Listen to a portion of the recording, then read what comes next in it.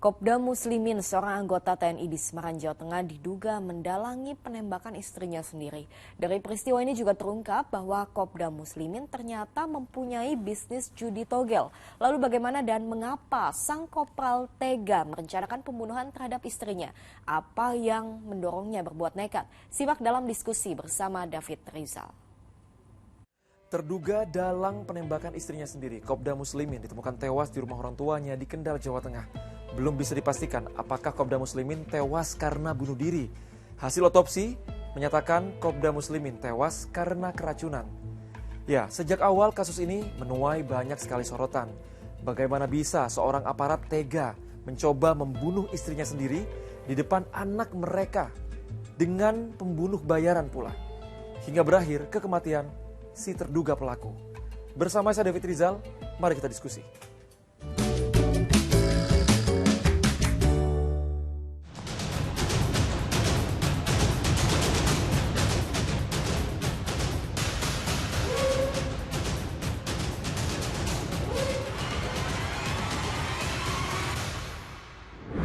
Kopda Muslimin ditemukan tewas di rumah orang tuanya di Desa Trompo, Kendal, Jawa Tengah. Hal ini mengejutkan karena posisinya ia sedang dicari-cari atas dugaan percobaan pembunuhan istrinya sendiri. Ya, lalu spekulasi bermunculan, ada yang menduga Kopral 2 ini tewas karena bunuh diri. Tapi ini belum bisa dipastikan ya. Yang pasti adalah hasil otopsi dari tim dokter gabungan jajaran Kodam 4 Diponegoro. Kopral 2 Muslimin meninggal karena keracunan. Dari pemeriksaan dalam didapat tanda mati lemas yang diduga oleh karena penyakit pada otak atau keracunan. Dibutuhkan pemeriksaan penunjang yaitu patologi anatomi. Jadi tidak bisa sekarang. Jadi membutuhkan pemeriksaan penunjang patologi anatomi yang memakan waktu berapa kira-kira? 2 sampai 4 minggu dan dibutuhkan pemeriksaan laboratorium toksikologi untuk membuktikannya. Estimasi kematian 6 sampai 12 jam sebelum pemeriksaan. Jadi sesuai dengan hasil temuan laporan kita dilaporkan pukul 7.00 WIB meninggal dunia. Kasus percobaan pembunuhan terhadap istrinya sendiri ini akhirnya menguak fakta lain. Ternyata Kopda Muslimin bukan pertama kali ingin mencoba membunuh sang istri. Pertama, ia mencoba meracuni, merekayasa perampokan di rumahnya sendiri. Bahkan ia pernah menyantet sang istri. Lantas bagaimana pengamat melihat hal ini?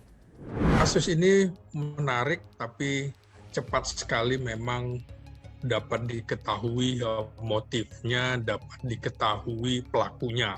Aparat TNI dalam hal ini serius sekali, mungkin belajar dari pengalaman kasus-kasus sebelumnya, sehingga kurang dari 3 hari barangkali sudah bisa terungkap siapa pelakunya.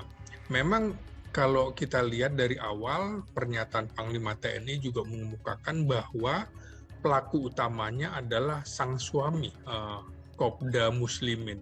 Yang menarik juga adalah bagaimana Kopda Muslimin ini bisa membayar eksekutornya dengan biaya yang ratusan juta.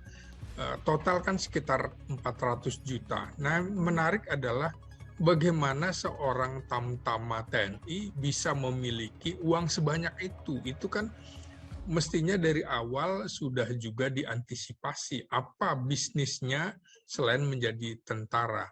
Akhirnya dalam penelusuran kan jelas bahwa yang bersangkutan tuh punya bisnis judi togel, sehingga bisa membayar eksekutor untuk menembak istrinya. Dan ini menurut saya adalah juga kelalaian komandan satuannya. Artinya komandan 1 tingkat, 2 tingkat di atas yang bersangkutan ini kok seperti tidak mengetahui apa yang dilakukan oleh anak buahnya, apalagi di Kesatuan Tempur Batalion Pertahanan Udara di Semarang ini. Padahal ini juga di kota besar begitu ya. Lalu apakah ini murni berhubungan dengan masalah psikologi? Ini juga pelajaran bagi TNI di satuan-satuan lapangan, terutama adalah bagaimana mengawal aparaturnya, mengawasi anak buahnya dengan antara lain tes psikologi gitu ya. Kalau kemudian ternyata ada masalah, biasanya sebagai tamtama tidak perlu sampai komandan batalion, mestinya sudah bisa dideteksi bahwa ada kelainan dalam kasus Kopda Muslimin ini, mestinya juga sudah bisa diantisipasi, diperiksa psikologinya. Karena itu pelajaran bagi TNI, psikologi ini bukan hanya sekedar 6 bulan diperiksa, tapi kalau memang ada kelainan, ada hal-hal yang memang mencurigakan, mestinya sudah diperiksa.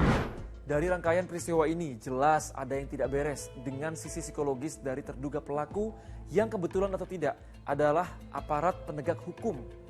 Lalu menurut kamu, bagaimana seharusnya penanganan psikologis dari aparat penegak hukum? Yuk lanjut diskusi di kolom komentar. Saya David Rizal, terima kasih.